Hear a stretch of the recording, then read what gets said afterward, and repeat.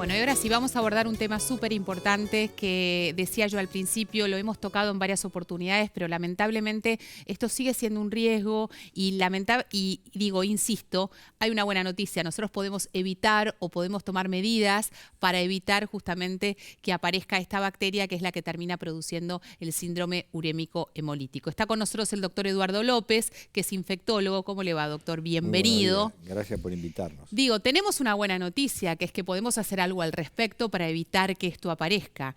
Primero, ¿qué podemos hacer?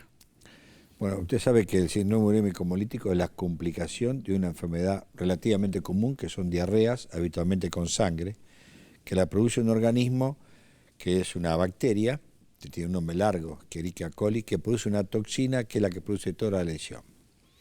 Habitualmente esta bacteria está presente en alimentos, diríamos, de distinto tipo, de los cuales los más comunes son alimentos mal cocidos, particularmente la carne. Y esto es una bacteria que muere a 70 grados. Para que tenga una idea la gente que nos escucha, ¿qué es 70 grados? Es cuando la carne está seca, no jugosa o no roja en el centro. Okay. A esa temperatura la bacteria muere y no hay riesgo de contagio. Y a su vez hay contaminaciones en alimentos crudos, por ejemplo, sobre todo vegetales, y alimentos no pasteurizados, ya sea yogur no pasteurizados o leche no pasteurizado. Y especialmente entonces estas zonas de riesgo por ahí más rurales, donde se utiliza la leche recién ordeñada o se cocina con esa leche recién ordeñada, quesos, yogures, dulce de leche, ¿no? Y esto también puede ser un riesgo. Exacto, siempre, y si usted la leche la hierve a 100 grados, desaparece también la bacteria. También. Quiere decir que hay una serie de elementos que uno puede prevenir, diríamos, porque en el fondo el síndrome urémico hemolítico es el fracaso, diríamos, de las medidas preventivas y no detección precoz de la diarrea, que habitualmente es con sangre. Afecta básicamente a chicos pequeños, en general debajo de 4 años, diríamos, pero también cada día tenemos más en chicos mayores, por ejemplo, porque también algunos chacinados crudos, hechos caseros, también puede tener el riesgo, diríamos. Está bien. Así que esto es el proceso. Sí. Y la clave que uno tiene que tener es básicamente en chicos debajo de 2 años, los alimentos tienen que ser todos cocinados y en el caso de la carne cocinada adecuadamente. Pero no, la carne especialmente la que mayor tiene riesgo es la carne picada, ya sea en su forma de pastel de papa, ya sea en su forma hamburguesa, de albóndiga. Empanada y albóndigas. Porque por ejemplo la albóndiga en Argentina se prepara muy al estilo italiano, que es saltada en aceite caliente.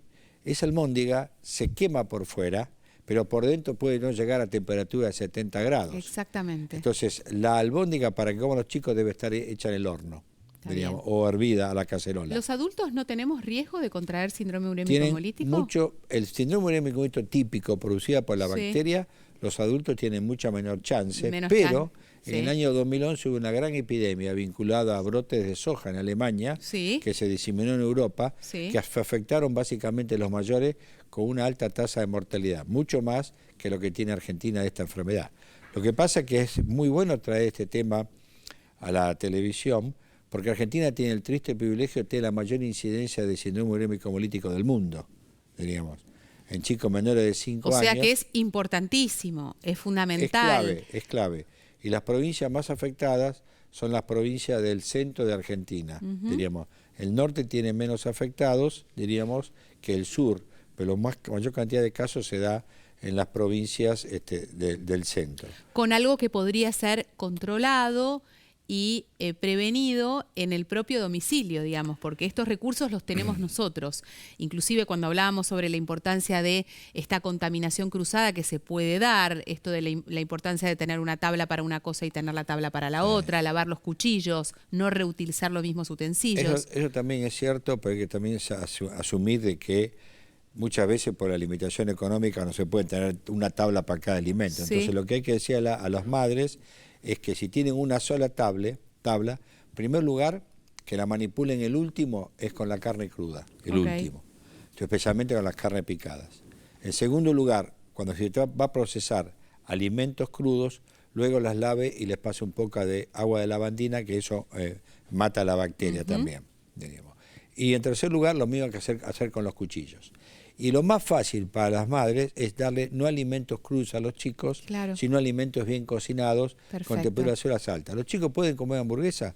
Pueden eventualmente comer hamburguesa, pero la hamburguesa tiene que estar seca en el centro. Fenómeno. Y esto es un riesgo porque a veces no en todos los lugares de comida rápida uno puede garantizar que siempre esté por encima de 70 grados. Claro, el tema es, en general, me da la sensación que en los locales de comida rápida la hamburguesa en general está bien cocida. Yo creo que en el propio domicilio es donde se corre más riesgo, porque ahí se produce inclusive este ida y vuelta entre los hijos y la madre, que no me gusta reseca, que prefiero que esté menos seca, más jugosa, y entonces ahí uno empieza a ceder, lamentablemente, sin tener en consideración esto, el ejemplo que pusimos de la hamburguesa, pero que de verdad me parece que también tiene que ver con la responsabilidad en los propios hogares. No, definitivamente. La hamburguesa, nosotros hicimos un estudio hace unos años, la hamburguesa más contaminada es la que se vendía en las carnicerías comunes, diríamos. Porque siempre queda un poco de carne en la máquina picadora de carne. Perfecto, entonces, claro. Ahí el riesgo de contaminación es mucho mayor. Por lo tanto, la clave es lo que podamos hacer en el hogar. Aún con hogares de pequeños recursos, Totalmente. si cocinamos bien la carne no tenemos problema. Y el otro tema importante es consultar rápidamente al médico cuando un chico tiene diarrea. Y acá me quiero diarrea con focalizar, sangre. porque nosotros hablamos pensamos o suponemos cuál es el cuadro de síntomas, ¿no? Digamos, ¿cuál es? ¿La diarrea con sangre puntualmente? El chico comienza habitualmente con una diarrea que se hace acuosa, con poca fiebre, o habitualmente sin fiebre, Sí. y rápidamente en las primeras 24 horas se hace diarrea sanguinolenta, Sí. acompañado de muchos cólicos y a veces de vómito. El chico tiene tremenda la cantidad de cólicos y luego tiene deposiciones con sangre. Tiene que consultar rápidamente al médico, primero para la detección. Como recordar, en la Ciudad de Buenos Aires, el Hospital Niño Ricardo Gutiérrez es un centro de referencia y tenemos un método rápido que de 2 a 4 horas se hace el diagnóstico de esta bacteria y si está eliminando la toxina en materia fecal. Para controlarlo, porque si uno detecta precozmente el síndrome urémico hemolítico, la mortalidad es mucho menor y las secuelas a distancia son mucho menores. Porque no debemos olvidar que el síndrome urémico hemolítico es el fracaso de la prevención y diagnóstico precoz. Totalmente. Que cuando un chico lamentablemente adquiere síndrome urémico hemolítico, fallece alrededor del 2%, porque hay formas muy graves. Y por otro lado... Estas formas graves se pueden producir en un corto lapso de tiempo, digamos, pueden ser abruptas sin tener demasiados recursos. Es una buena pregunta. Habitualmente desde el comienzo de la diarrea con sangre al síndrome urémico hemolítico tardó de 4 días, pero un rango que va de 2 días hasta 10, 12 días. Está bien. La mayoría son alrededor de 4 días y medio, y el chico, si uno lo detecta precozmente, diríamos, tiene menos secuelas, porque el 30% de síndrome urémico hemolítico queda con secuelas renales, ya sea hipertensión y algún daño de fallo renal crónico en este aspecto. Por eso es que yo mencionaba al principio sobre la importancia de estos controles médicos de aquella persona que haya tenido síndrome urémico hemolítico, que es fundamental, ¿no? Que no por el hecho de haber superado esa instancia no significa que se tiene el alta definitiva, ¿no? No, definitivamente, eso también es otro buen concepto.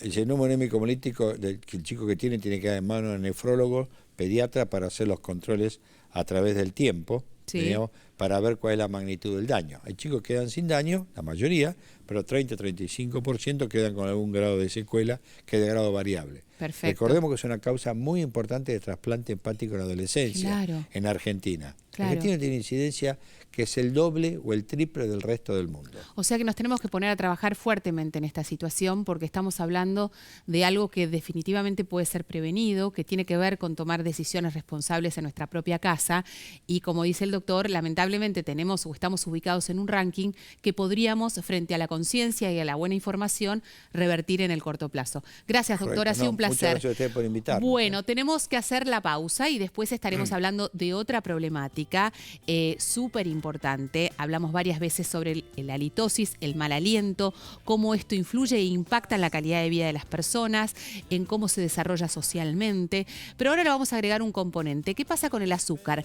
¿Qué implicancia tiene el azúcar y el consumo del azúcar en la problemática del mal aliento? Y vamos a poder aprovechar a la doctora Klein para hacerle una cantidad de preguntas que han ido llegando durante todas estas semanas. Todavía estás a tiempo, nos podés llamar al 011-4535, 0705 o 0706. Ya venimos.